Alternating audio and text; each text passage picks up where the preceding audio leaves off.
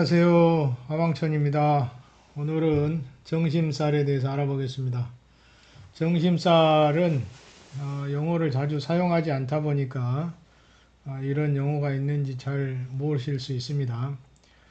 이 정심살은 그 개념을 잠깐 보시면은 집 앞에 가로등 또는 뭐 전봇대, 전신주 있죠, 전신주. 아무튼 이것뿐만이 아니고 뭐 수목이 있어도 마찬가지입니다. 대문과 마주보고 있는 이러한 가로등이나 전봇대에 어떤 기둥등이 존재하고 있다면 살기가 발생할 수 있는데요. 이것을 정심살이라고 얘기합니다. 그래서 이제 후가는 이제 그 집안 사람들에게 영향을 미친다는 것이죠. 그리고 문 앞이 가로막혀 있기 때문에 소통이 쉽지 않게 되고 그 형상과 유사한 현상이 일어나게 되는 것이죠. 그리고 이제 혈광지제라고 개념에 대해서는 말씀을 드렸습니다. 또는 시력에 손상을 입을 수도 있고요. 다 이게 주택의 원리에서 나오는 거죠. 화해를 하려면 뭐 오제전을 설치하는 게 좋다. 이게 이제 간단하게 교재에 실었던 내용이고요. 이런 정심살은 상당히 많이 볼 수가 있습니다. 용어는 이제 정심살을 자주 사용 안 하기 때문에 그런 것이지 자주 사용하다 보면 익숙해질 수 있고요. 우리 주변에서 흔히 볼 수 있는 사례이기도 합니다. 저도 현장에 가서 볼 때 많이 봤고요. 이러한 것은 이제 형상에 따라서 거리의 원근에 따라서 영향을 크게 주고 적게 주고 또는 주인의 운세에 따라서도 영향을 많이 받을 수도 있고 아예 영향이 없을 수도 있고요. 이렇게 영향력의 차이가 존재하고 있습니다. 그래서 그러한 것을 건물 자체 형상만 볼 뿐만 아니라 거기에 살고 있는 사람도 같이 견줘봐야 한다. 이렇게 보시면 될 것 같습니다. 자, 그림 보시면은 바이드에 올라와 있는 자료니까 검색하면 다 나옵니다. 한번 찾아보시고요. 여기 문 앞에 기둥이 있습니다. 기둥.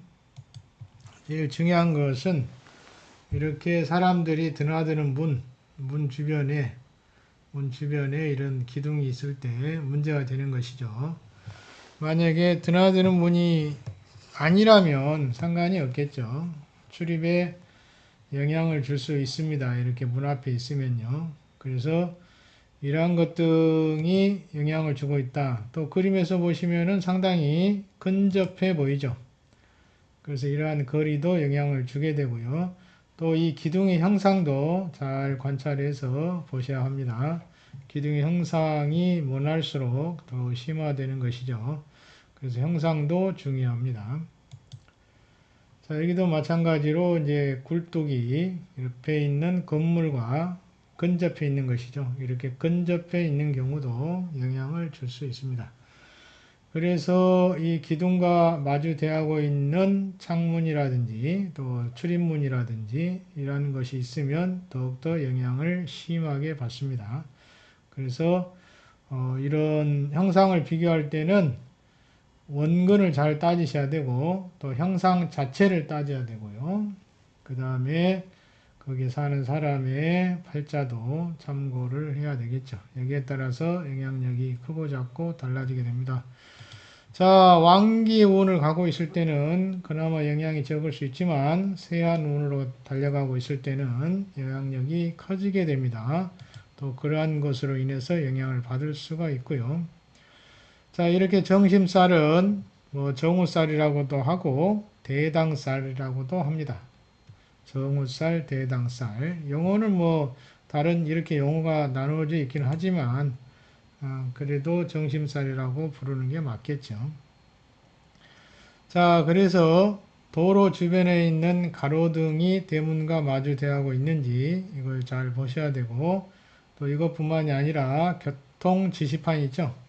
교통 지시판도 영향을 줄 수 있고요. 또 주변에 간판 있죠. 간판 기둥, 간판을 세우는 기둥, 간판을 받치고 있는 기둥 있죠.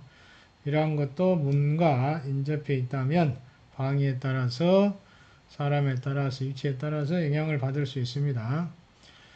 그 다음에 이 가로등 같은 경우에 고도가 높을수록 영향을 더 받을 수 있겠죠. 클수록 더 영향을 받을 수 있고 모양이 흉할수록 더 영향이 커질 수는 있습니다. 그래서 그러한 것을 항상 참조하셔야 됩니다.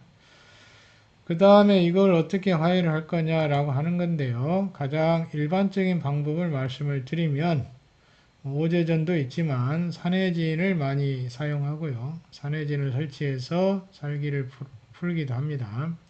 산해진은 전화위복이라고 화기를 풀어서 복으로 만드는功能이 있다라고 알려져 있습니다. 그래서 가장 많이 사용하고 있고요. 그 다음에 또 문에 수정 있죠. 수정구를 설치하기도 합니다. 또는 기린을 설치하기도 하는데요. 이러한 것 등이 많이 사용되고 있는 것이고요. 또 하나만 더 말씀드리면 호로 아시죠? 호로는 살기를 흡수하는 기능이 있습니다. 좋은 에너지를 흡수하는 기능도 있고 살기를 흡수하는 기능도 있습니다. 그 호로의 형상이 태극의 음양 분계선하고 비슷하게 생겼죠. 팔자 모양으로 형상이 만들어져 있습니다. 형상이 생겼죠. 그렇게. 그래서 더욱더 효과가 좋다고 보고 있는 것이죠. 그래서 형상도 에너지의 꼴이기 때문에 꼴에 따라서 꼴값을 하게 되는 것입니다. 그래서 에너지의 꼴이 형상에 따라서 달라지게 되는 것이기 때문에 그런 영향을 받을 수 있다라고 생각하시면 되겠습니다.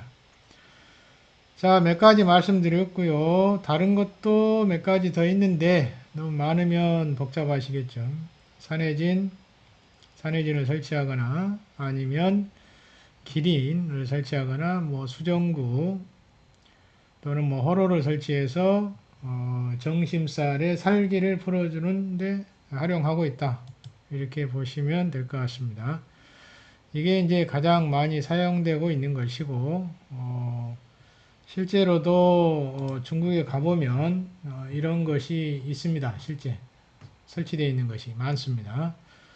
근데 이제 또 한국은 또 한국에 맞게 여기에 맞게 한국의 지형에 맞게 또 물건을 개발해서 설치를 하든지 할 수도 있겠죠.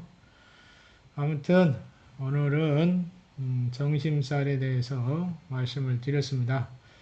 살기 형상이 많은데요. 이렇게 많나 싶은데 그 살기가 될 수 있는 형상을 하나씩 열거하다 보니까 많은 것이지 실제로는 그렇게 많지는 않습니다. 또 종합적으로 봐야 되기 때문에 복합적으로 나타나는 살기가 있고요. 또 살기가 거의 없는 경우도 많습니다. 요즘은 현대 건축물이 고층 건물이 많다 보니까 이런 살기를 만나기는 쉽지가 않겠죠. 또 올라갈수록 또 그와 관련된 풍살의 효과가 있기 때문에 어찌됐든 유불리가 다 있다는 점입니다. 층고가 낮아도 유불리가 있고 층고가 높아도 유불리가 존재하고 있습니다. 그래서 그 형상에 맞게 살기의 뜻을 이해하고 거기에 적용을 하시면 될 것 같아요. 실제로 또 이런 살기가 있냐라고 생각할 수도 있는데 실제 나열한 이 살기 내용들은 거의 다 존재하고 있습니다. 실제 현장에 가보면 많이 존재하고 있어요. 그래서 그냥 지나치지 마시고 한 번씩 읽어보시고 또 현장에서 문제가 있으면 또 재화도 하시고 이렇게 살기를 풀어서 살기 좋은 환경을 만들어 가심이 좋을 듯 합니다. 자, 오늘은 정심살에 대해서 살펴봤습니다.